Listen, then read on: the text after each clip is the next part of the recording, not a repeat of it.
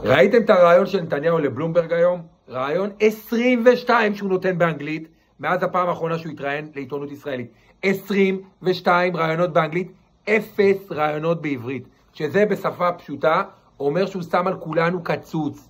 על רחל מאשדוד שהמשכנתה שלה עלתה ב-1,500 שקל לחודש, על יוסי הנהג מונית שהעלויות שלו מתפוצצות והוא לא יודע איפה לגבור את עצמו, על דנה מחיפה שמסוכסכת עם כל המשפחה שלה בגלל ההפיכה המשטרית המזורגגת שלו, על כולנו הוא שם קצוץ. אבל בכל זאת, הלכתי לשמוע את הרעיון שלו באנגלית.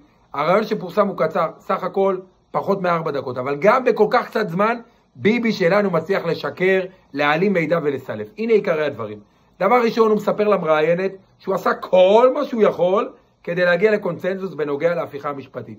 אבל בגלל שלא הייתה הענות, אז הם העבירו חלק קטן. החלק הקטן הזה שהוא מדבר עליו, זה ביטול מוחלט של עילת הסבירות, ומתן חופש מוחלט לממשלה ולשריה לפעול בצורה בלתי סבירה, בצורה קיצונית. אחרי זה, הוא בעצם מדבר איתה על השלב הבא ברפורמה המשפטית שלו. הוא מסביר שהשלב הבא שהם מתכננים זה לשנות את השיטה לבחירת שופטים, שזה אומר שהם מתכננים לחזור לתוכנית המקורית של לוין ורוטמן ולמנות שופטים שפוטים. אני מזכיר לכם, שופטים שפוטים זה צלם בהיכל. המשמעות היא שמערכת המשפט מתרסקת בום, מיידית. כי אם השופטים הם פוליטיים, כל החלטה שלהם תהיה כזו.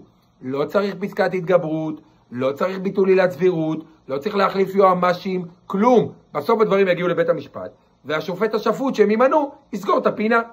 מה שביבי שכח לספר למראיינת, זה שהדבר הזה יבעיר את מדינת ישראל, ירסק את דירוג האשראי שלה, ירסק את הכלכלה ויפרק את מה שגם ככה בקושי נשאר מצה"ל ומההרתעה בגללה. אחרי זה נתניהו עוד המשיך ודיבר על זה שהסיבה שהוא רוצה רק להעביר את הוועדה לבחירת שופטים ולהפוך אותה לוועדה לבחירת שפוטים, זה כי הוא חושב ששאר חלקי הרפורמה בכלל לא רלוונטיים. לא צריך להעביר אותם. שמעתם? הוא חושב שאת פסקת ההתגברות ואת היועמ"שים השפוטים ואת כל הדברים בכלל לא צריך. הדברים האלה שבגללם בין היתר המדינה הזו נשרפת ונקרעת כבר חודשים, לא צריך. זה משחק מבחינתו. הם סתם העלו את זה, צחוקים. בקיצור, לסיכום, אם לא ראיתם את הרעיון, אני אחסוך לכם.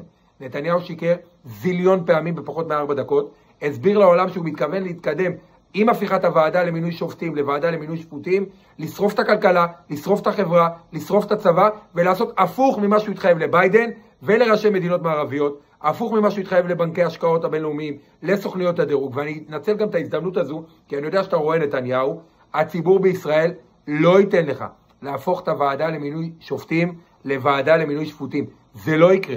אם אתה חושב שההתנגדות לביטול עילת הסבירות ולשאר 224 החוקים של ההפיכה המשטרית הייתה עזה, אתה אפילו לא מתחיל לדמיין כמה נחוש הציבור הזה. אתה יכול לשקר באיזה שפה שאתה רוצה, אבל יש משהו אחד שאתה חייב טוב טוב לזכור ובעברית. ישראל לא תהיה דיקטטורה, לא בשבילך ולא בשביל אף אחד אחר.